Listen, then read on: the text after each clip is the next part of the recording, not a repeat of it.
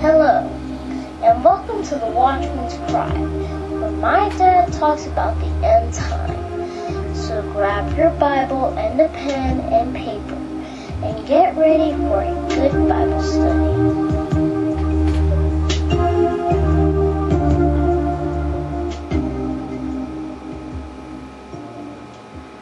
Greetings, brethren. Welcome, welcome, welcome. You're listening to the Watchman's Cry. My name is Nathan Leal, and I'm up here on the wall bringing you the news, the reports, the happenings, and the information of what is coming upon the land.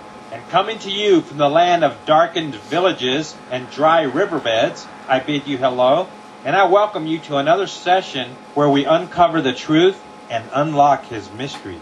And from this location, I must report that the winds of despair are blowing, and the fruit of vexation is eclipsing the ground.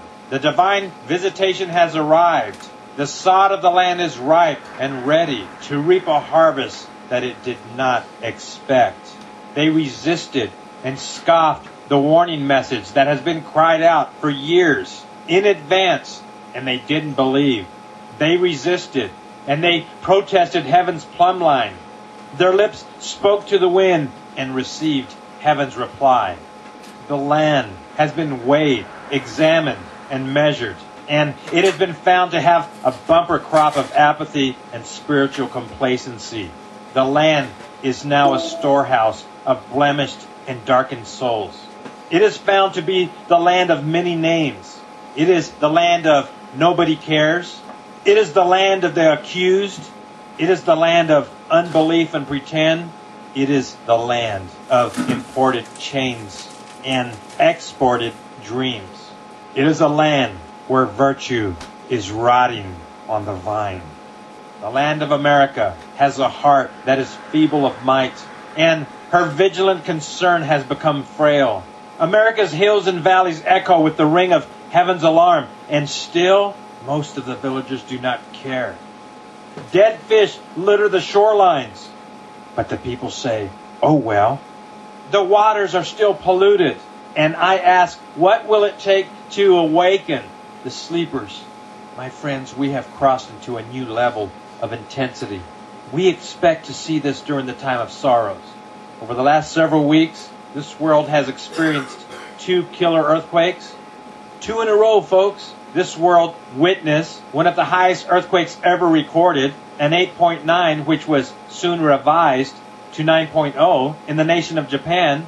And then, on that same day, Japan experienced a tsunami that ravaged their land and destroyed a large part of the northeastern shore. Also on that day, we saw 3 volcanoes erupt. Krakatoa, another one in Japan, and another one in Russia. Also on that day of March 11th, the nation of Japan experienced nuclear reactor damage. When that tsunami arrived, the Fukushima nuclear reactor plant received a lot of water damage, and soon after that, the pumps failed, which caused the reactors to start overheating. By now, you know what's going on. You've heard that this story is still unfolding. And you know, my friends, I believe that we need to get ready to hear some very grim news as this story continues to deteriorate. It's going to affect the whole world. And based on your geographical location, this story may affect you even more. After the tsunami ravaged Japan, it reached other countries, and it even reached the western shore of the United States of America. It reached California. It did damage in Oregon. Folks, we are witnessing a wake-up call. Attention, coastlines of America, that was just a tickle of what's in store. And I know that some may say, man, this sounds like doom overload. My friends, I agree. We are. But this is what I have been warning about for several years. Because the judgment train of God was going to arrive. And as it did arrive, we were going to see a sequence of events that were going to grow more and more intense and more ominous, that were going to cause more and more grief and sorrow. My friends, we're there now. We are in a situation. Every resident of this planet is in a situation. In spite of the apathetic news that wishes to lie and downplay all of the things happening around us right now, the stories are going to continue to be written on news headlines around the world. And as I have been watching them unfold since the very beginning of this year. The year of 2011 started with a bang with the dead animals and has not subsided at all. Week after week, there's a new story. This week there's a story. Last week was another incredible story. The week before. So as we look forward, if you had a calendar in front of you and you looked at every week, my friends, you could get a pen out and write another story that's going to happen in that week, because they're coming. What are they going to be? What's going to happen? Well, stay tuned. Keep watching. As long as you're alive, you're going to witness it. But I also advise this, my friends. Put on your seatbelt, because the ride is going to get very, very bumpy. Now, in this program, I'm going to talk about the things happening in Japan and some of the other recent events that have just started. The UN has given the green light for NATO and some of the Arab League nations to start bombing Libya. Folks, we are witnessing the land shake. We're witnessing earth changes. And how many can remember a few weeks ago when we saw that odd anomaly on the CNN Rachel Maddow news broadcast? The green horse, the weird-looking apparition that many of us concluded was not an apparition, so to speak. But I have said and I've stated that I believe that that was a sign. And the sign that it represented was the sign of the pale horse. And folks, the pale horse represents war. And when that thing showed up on that newscast, I stated back then, and I still believe it now, that green-looking horse was a sign to the world that war was coming to this planet. Pale horse means war. The UN gave the green light for war to begin in Libya. Where's this going to go? Is it going to be short-lived? Or is it going to be the beginning of war that's going to spread to neighboring countries? I don't know, folks. But we are in the days of the shaking of the land. And therefore, none of us can afford to be goofing off. None of us can afford to be taking things lightly. None of us can afford to be participating in the commerce of fleshly indulgence in the land.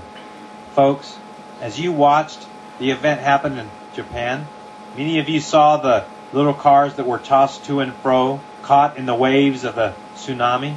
Some of those cars had people in them. Some of them might have survived, but we know that some of them did not survive. We know that a lot of people did not survive. And that's the thing that happens when the land gets stirred with the hand of God.